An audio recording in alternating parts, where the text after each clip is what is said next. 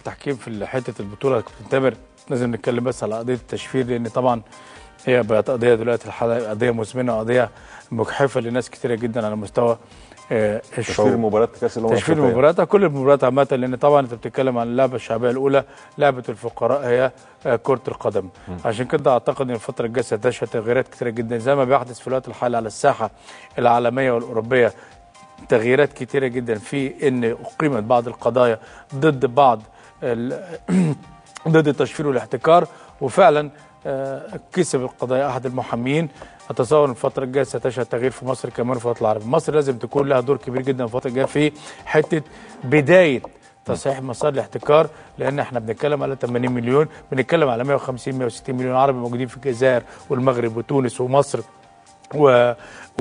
وليبيا، ويعني لابد ان يتم تقسيم التشفير او المباريات او احتكار المباريات على التقسيم الجغرافي وليس التقسيم اللغوي. احنا لا نتبع اي دوله، احنا تبع افريقيا، وعشان كده اعتقد ان الفتره الجايه، انا اتصل بي احد المحامين بالامس الكبار، المحامين المصريين، وقال لي ان هو بصدد رفع قضيه على القناه الناقله لبطوله كاس الامم الافريقيه لاعاده حقوق ناس غلابه كتير جدا موجوده على الساحه العربيه. يرفعها في المحاكم المصريه؟ المحاكم المصريه في المجلس الدولي، انا كمجلس الدولي القضاء الاداري. عشان كده اعتقد ان الفتره الجايه قلت لك ستشهد تغيير، لان طبعا زي ما قلت لك الموضوع متقسم الى مناطق لغويه، وانا اعتقد يعني لو هي لغويا يبقى سكاي فرنسا تاخد كل الدول الناطقه باللغه الفرنسيه وتبث لهم المباريات وتحتكر هذا الموضوع. كده بقول لك الفتره الجايه ستشهد تغيير تام، وهيحصل في تضامن من تونس ومن الجزائر ومن المغرب ومن ليبيا، لان طبعا ما يتم في الوقت الحالي هو اجحاف. بمعنى ما ينفعش ان دوله زي مصر يكون منتخبها بيلعب ولا تشاهد مبارياتها على الشاشه بتاعتها، فاي دوله اوروبيه لا يحدث هذا يا كابتن تامر.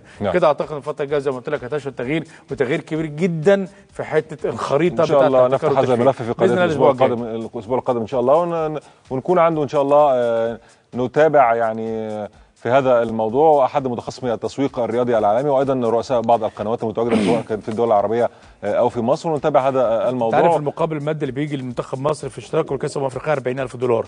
انت عارف ان $40,000 دول يا كابتن يعني ما يعملوش اي حاجه خالص، بمعنى ادق البطوله دي بتكسب ملايين الدولارات. نعم. وفي الاخر بتعود على الاتحاد الافريقي والقنوات الناقله فقط لا غير، ولا تعود على الدول المشاركه والمنتخبات المشاركه، وده برضو تقليل لحجم. ارجع لدوري ابطال اوروبا يا كابتن، في مثلا في ايطاليا في ثلاث انديه بيلعبوا دوري ابطال اوروبا، في مباراه بتتذاع النهارده الثلاث على التلفزيون الايطالي، ومباراه يوم الاربعاء، والثلاث مباريات متذاعين على القناه مشفره، بس تدي حق للناس الغلابه وتدي حق للناس اللي لها حق في الحصول على المباريات. دوله زي مصر تلعب في كاس الامم الافريقيه ولا يشاهد جمهورها مباريات منتخبها على تلفزيونها، انا بعتقد ان ده يعني برضه شيء احنا اللي فرطنا فيه كدوله، دوله كبيره بحجم مصر تمتلك نايلسات وتمتلك كوادر فنيه عاليه جدا. عشان كده اعتقد ان الفتره الجايه زي ما قلت لك ستشهد تغيير كبير جدا ان شاء الله. هنفتح هذا الملف وهذه القضيه ان شاء الله الاسبوع القادم.